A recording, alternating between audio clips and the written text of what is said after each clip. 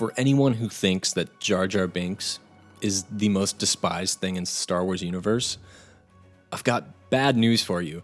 The actual runaway victor in that category is the 2-hour Star Wars holiday special. And this original special suffered much critical and fan humiliation. It was that bad. And not just among viewers, but the creators too. George Lucas once said that if he had a time machine and a sledgehammer, he would destroy every copy there ever was. And 40 years later, almost all of the surviving cast who appeared in the original show are still embarrassed by its existence. So, how did this disaster of the holiday special come to be? Like, what made it so bad? That's what we're here to talk about today. Why? How? Who is to blame? So, we're going back in time, right?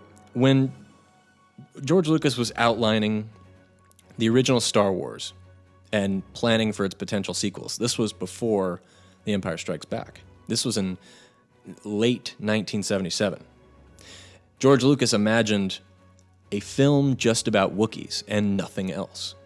So after A New Hope's original success, the cast made tons of appearances on a variety of TV shows promoting the movie. Radio, talk show, TV, multiple press tours was the biggest at its time.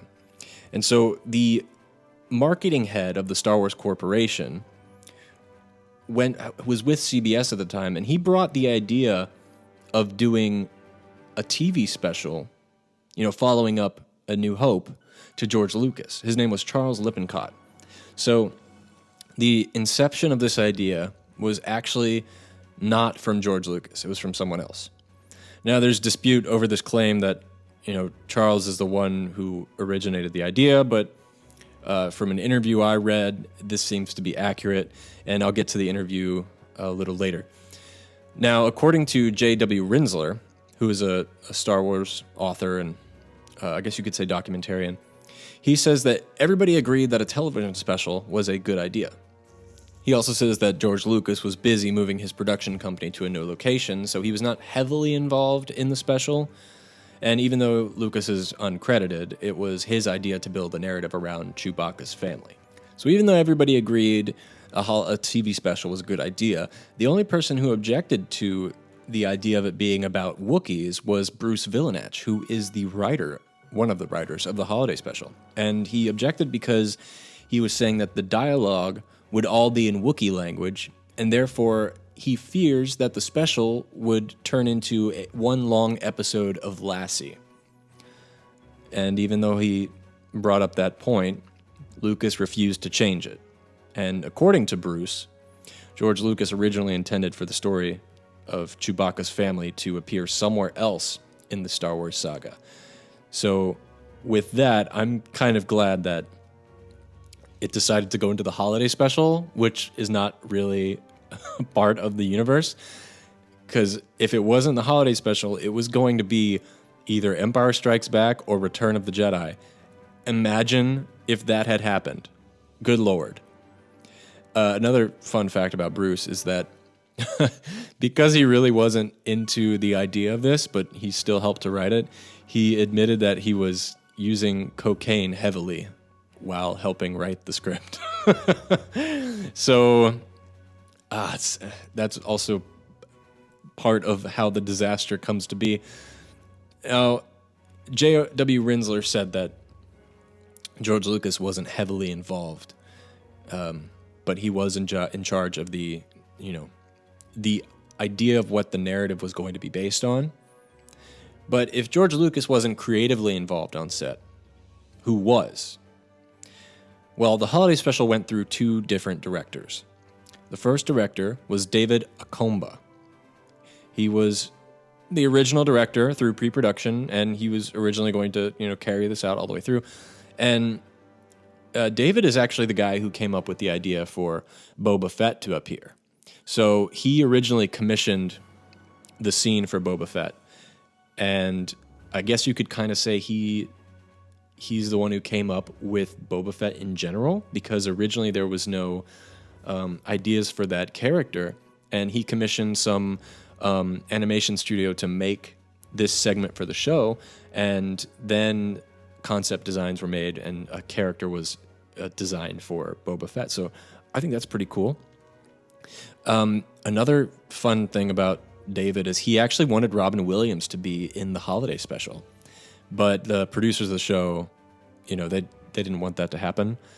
But it's interesting because David Akombo wanted a lot of things to happen in the holiday special that never came to be. None of his ideas came to be, except for technical things, which I'll get into in a second. But a lot of his story ideas really didn't come to fruition. And I wonder if that's maybe what made this such a bad story. If he'd have gotten like full creative or a little bit more creative control, if it would have been any better. George Lucas found David because he was a classmate of his at USC, at the film school. And, one of the issues when bringing him on board was that David was unfamiliar with this system known as a multi-camera setup. And that's how George Lucas wanted to shoot this. He wanted to shoot it like a TV show. David, because he wasn't familiar with that type of filmmaking. He was a film guy, right? And he's going into TV, so it was a little different for him. So that started the snowball effect of a bunch of problems. David also felt that there was a divide between himself and the producers, and he chose to leave the project after finishing only a few scenes. I've read a couple interviews. He says countless times how he had many disagreements over certain things, and he didn't really care for the producers too much, and the producers didn't really care for him. I don't think he's talking about George Lucas specifically. I think they're pretty good buddies. But he didn't have many conversations with George, actually, about the holiday special. And that leads us to who replaced him. And it was a man named Steve Binder. And he was brought in, and the only relationship he had with Lucasfilm from then was he wrote a book called The Wookiee Bible, which detailed how the Wookiee species looked and behaved. And it was basically an encyclopedia on the species. So that's why he was brought in to direct this. But even though they replaced the director, it didn't mean that everything was going to work out still the way they wanted it to. So he said everything about the production was frustrating. Everything. But he feels that he helped out and put out some fires, as he says. He says he was brought on to be the fireman of this production, simply to put out fires. So if you think about that, just think, this could have been way worse than what we got if Steve hadn't have been brought on. In some ways, you could say he saved this from being worse. Now, I know it's kind of hard to imagine, but I feel bad for this guy. He was brought on, didn't know what he was getting into, probably got paid very handsomely to do it, was told it was Star Wars, was very excited. And he came on and he was literally just the problem solver. Probably didn't get any freedom to be creative or anything. And that's what I wondered when I first, heard about this story. And then I found another interview where he talks about the creative aspects of this. And I'm going to read you verbatim a quote he says in this interview here. Now, this interview was done only a couple of years ago, so it's relatively new. But here we go. So he says here about the creative, aspect of everything and George Lucas. So he's talking about George Lucas here. He says, "I never saw him or even received a phone call from him. He was never on set at all, but he came up with the story and supervised the script by the writers they brought in, which were Pat Proft, Leonard Rips, and Bruce Vilanech, Rod Warren, and Mitzi Welch. And he approved it. I think he distanced himself when he didn't get great reviews. I mean, to sort of disassociate from it when he was the whole force behind that project, that's disappointing. And saying he wanted to buy the negative and get it off the market and so forth, which was kind of ironic because he's the one, before I ever entered the picture, who wrote the script and gave it the green light from his end, with the goal of purely selling a lot of toys. But I think it just goes back to what I said earlier. They failed to tell the public exactly what it was. This was not Star Wars 2. And I know a lot of fans were really disappointed, with expectations so high And here you have Harvey Korman doing a cooking parody of Julia Child in a scene. You had Dehane Carroll singing a sexy song in it, and you had Jefferson Starship trying to do a hologram sequence and so forth. And the story itself was pretty weak, but I'm glad I did it, and I learned a lot. And I can honestly say that I've never done a show where I didn't learn something from someone. So that's the big quote from Steve. And there's a lot to take from it. I mean, for one, you know, it sounds like he, you know, looks back on it and appreciates his time on it. He learned a bunch of things. But I think the big thing to take away from this was that George Lucas really, even though he wasn't creatively involved or wasn't on set as much as people think he was, you know, even though he wasn't there for the making of it, he is still solely responsible for how bad this turned out.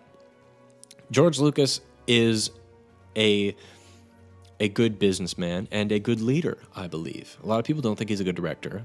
I do. But in this situation, he needed to be there and lead the people in the right direction. And so it is his fault. He thought he could write out an outline, pass it on to this was like 6 writers on this project, have them make something great out of it. But what he failed to understand was that this was about Wookiees. This was about something that is completely unfamiliar to people. They can't even talk to each other and be understood by the audience. And it was his money. It was also CBS's money, but it's his company that he's, you know, putting up. And he needed to be there. And I think if he was involved a little bit more, it could have been better. Maybe. I don't know. I mean, the biggest issue was the script. I mean, even Steve says he came on and he says the script was weak. So I don't understand how it got continued to be made. Hopefully you learned something here today from, you know, maybe something you didn't know about the process of the holiday special. Maybe you knew everything. Maybe you probably know some stuff I don't know too. I would love to hear.